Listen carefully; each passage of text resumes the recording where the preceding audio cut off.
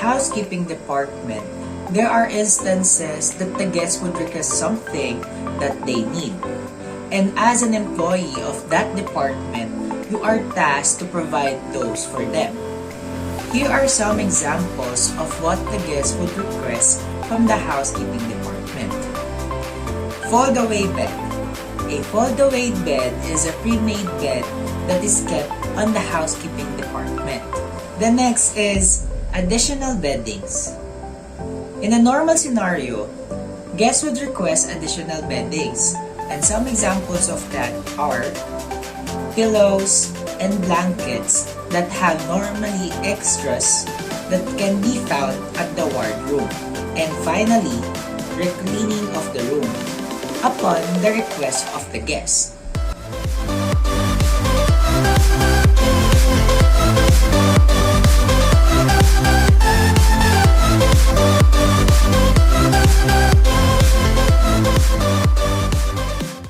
As a service provider, it is important and it is a responsibility for the employee to inform the guest regarding on how long the service or request can be completed, because providing a service takes process.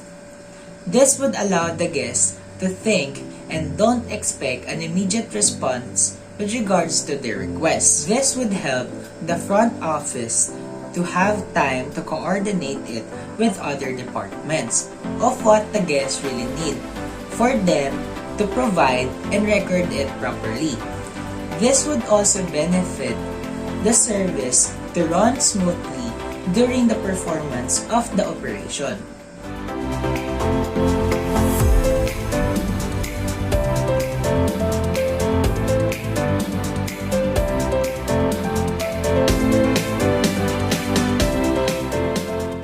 The first example is when the guest asks questions regarding certain events such as ballrooms, parties, and concerts that is happening in the premises of the hotel. The hotel staff can relay information to his or her coworkers. Another example is when the guest may ask places around the area of the hotel. A staff may coordinate it to the concierge for them to provide enough information that the guest needs for the service to run smoothly. These instances may happen if the guest asks information that is beyond your knowledge and understanding.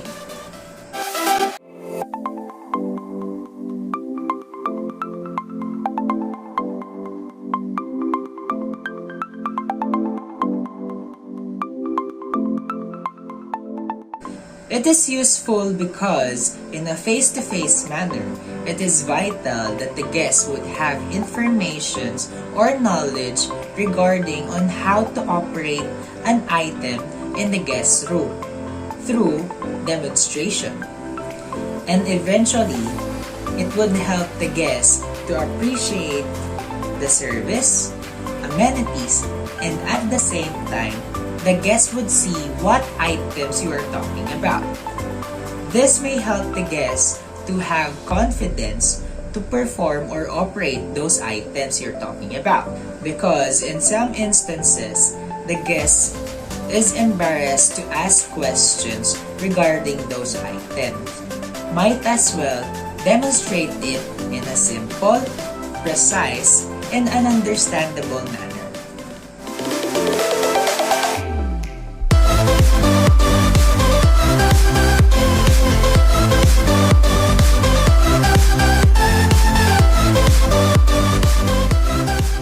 In my own opinion, I would ask if there is a room concern, because this may help them to notify other departments, most especially the maintenance department, if there is a concern with regards to the items in the guest rooms. In this way, the department may immediately provide solutions such as replacement of the items if possible.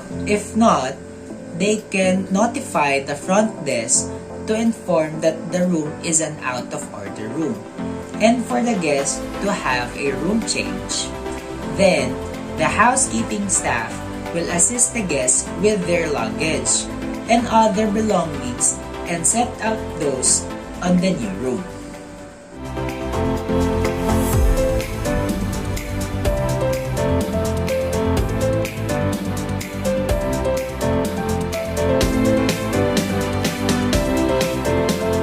In the hotel, there are some scenarios that can be suspicious.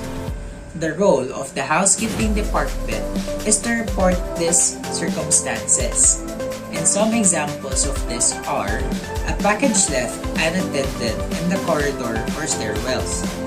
If you see those kinds of items, never ever touch those. Another is a weapon found in a room, whether the status of the room is a stay room or a departed room. And lastly, evidence of drug taking in a room, including the presence of the drug paraphernalia.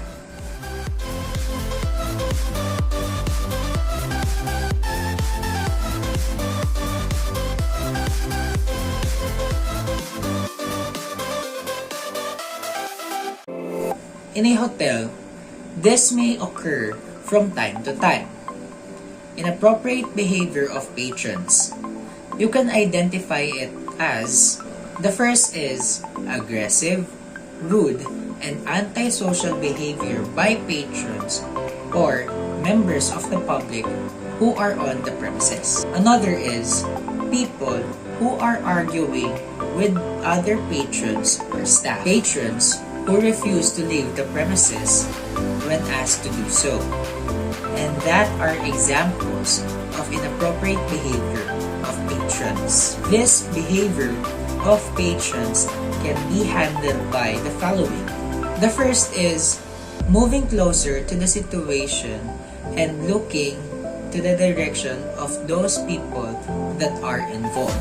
The second is having a word with those involved and asking them politely to modify their behavior or language. The third is escorting the person away from the area or out of the venue. Next is, or the fourth step is, advising patrons of what is expected and acceptable.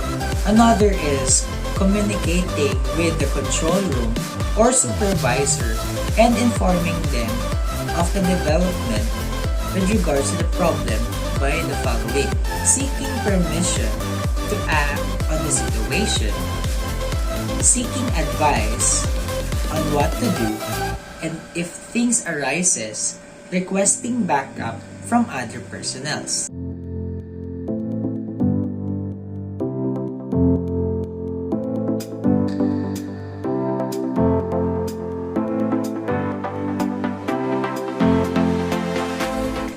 Identifying and inspecting the venue or the premises of the hotel to secure areas or any items that is considered unsecured. And some examples of it areas which should be closed but are open, areas which should be locked but are unlocked, areas which present a tempting target for thieves or other illegal activities such as cash on the counter that is exposed or expensive item that is displayed on the window.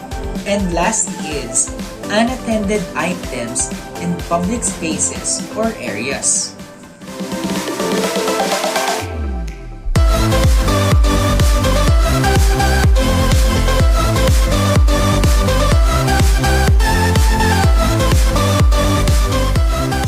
The first is, do not touch it or leave it alone as much as possible.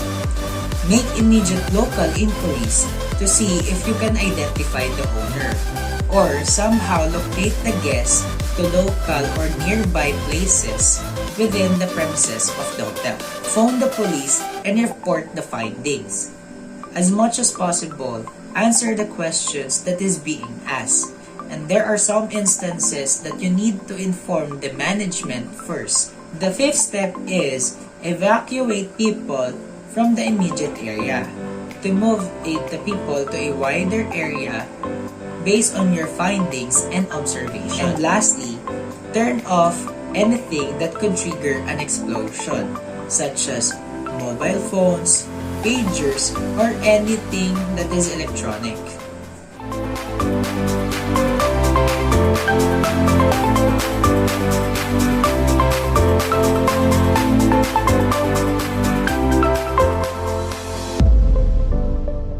The golden rule in handling bomb threat situation is it is always a genuine emergency. Your job is to determine whether or not a bomb threat is a hoax. Under that is to know what house policies in this kind of situation and immediately implement it. Always remember that the first 3 minutes is vital. When the first 3 minutes is wasted, whether it's a genuine or not, it could result to death of innocent people. Another thing to remember that the guests would not be impressed when they found out, and eventually they would find out the situation. The guests would feel that their safety and security is not important and would never go back to your hotel. And lastly, let the police and the management of the hotel decide if it's a hoax or not.